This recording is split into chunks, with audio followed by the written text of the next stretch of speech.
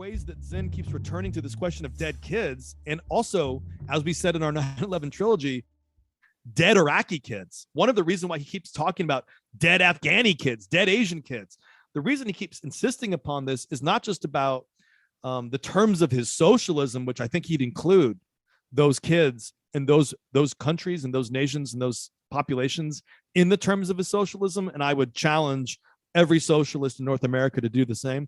But he's also talking about that in terms of his pacifism. He's really saying there's something absurd about relying on the mechanics of mass atrocity to avenge all these like nation state conflicts, because the people who like largely suffer are just like fucking Asian and Central Asian and East Asian kids who have nothing to do with this shit.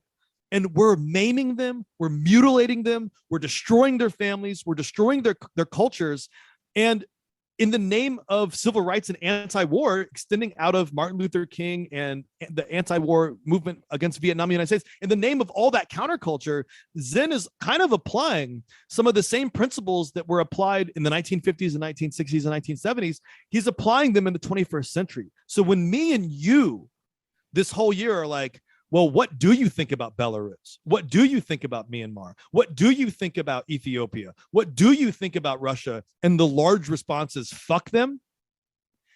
That's not good enough for Zinn. And I think we're saying is we're not going to make progress here until we start to develop in those ways that he calls ingenuity, what he also calls a new way of thinking. We're not going to make progress here until we're trying to simultaneously make progress there. And that means, and this is one of my wrap-up points, for Zinn, you can't divorce socialism, pacifism, and anti-war. You can't divorce them. So in other words, you can't say we're going to have socialism in the United States and we're going to keep implementing weapons of destruction and state terrorism against all these fucking places overseas. They don't go together.